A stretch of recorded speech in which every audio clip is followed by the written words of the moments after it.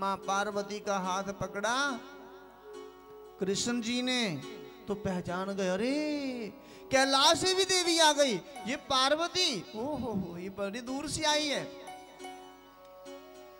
और पार्वती एक एक गोपी को हाथ पकड़ते ही एक रूप उसके साथ अलग से दे देते भगवान, उतने ही कृष्ण बन जाते। एक एक गोपी के साथ अलग का कृष्ण, अपने अपने मन के भाव की बात कहेंगी ना, उतने ही कृष्ण बनते जा रहे हैं। पार्वती के बाद उनके पीछे चल रहे थे भगवान शिव। जैसे ही हाथ पकड़ा भगवान ने देखा हाथ अच्छा मोटा, अरे पार्वती तो आई, पार्वता भी साथ में, अरे वारे बार बार वाह वाह वाह वाह। ये गोपियां तो आई, गोपिका के साथ गोपा भी आ गया, वाह वाह वाह वाह, क्या आनंद है। एक दिन वो बोले भंडारी बन के ब्रज की नारी, रास में आ गए, ओ रास में आ गए हैं। एक दिन वो बोले भंडारी बनकर ब्रज की नारी, रास में आ गए हैं, रास में आ गए हैं। पार्वती में मना के हारी, ना माने त्रिपुरारी, ब्रज में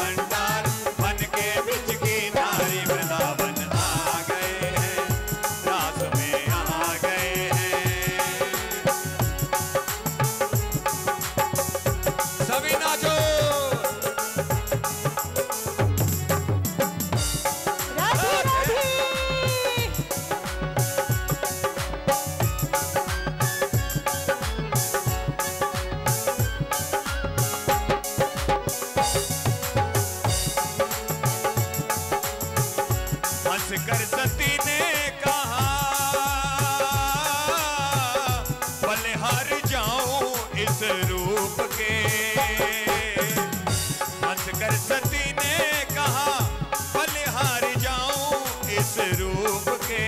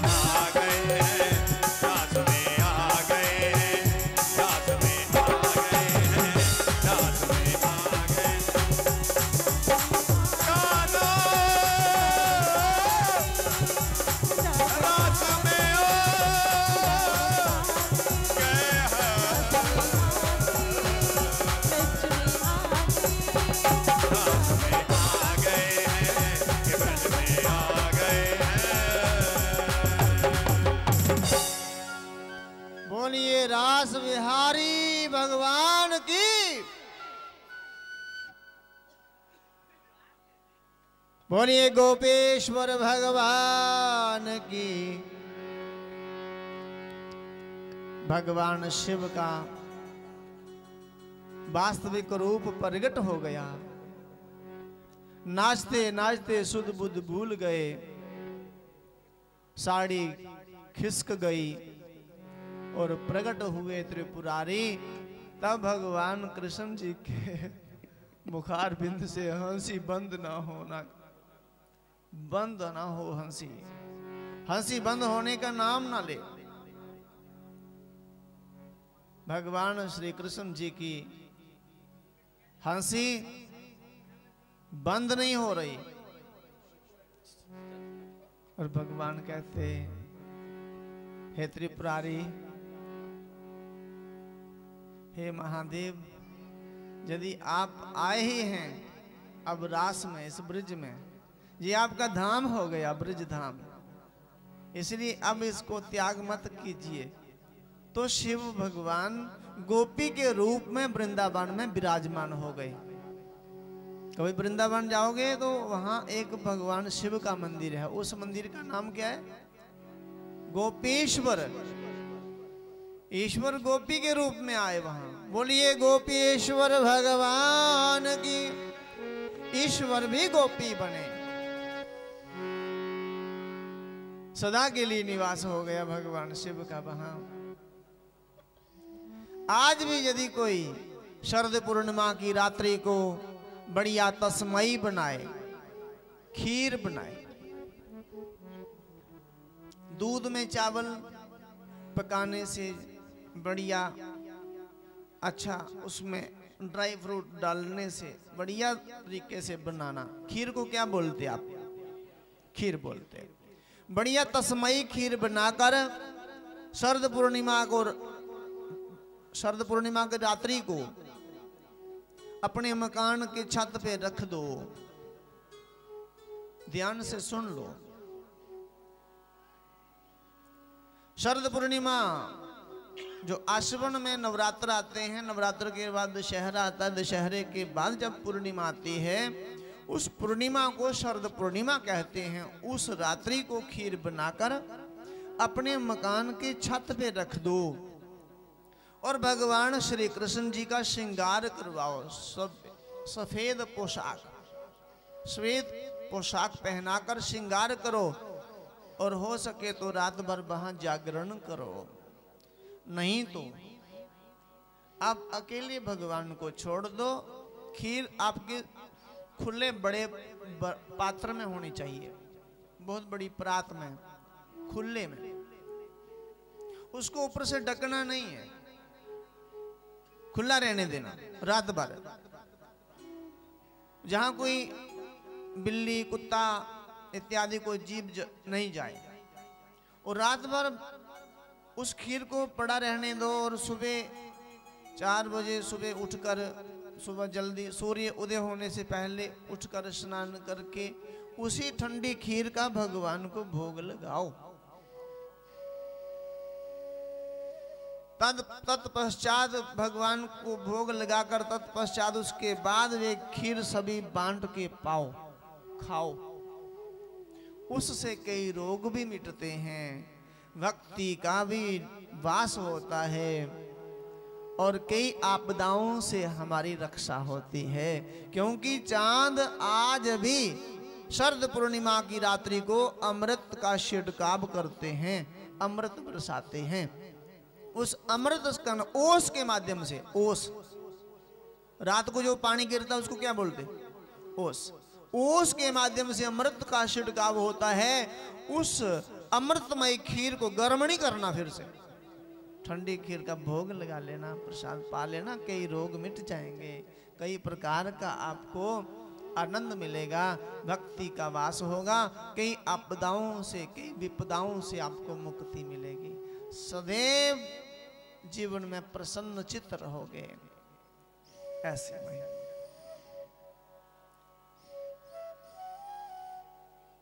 महाराज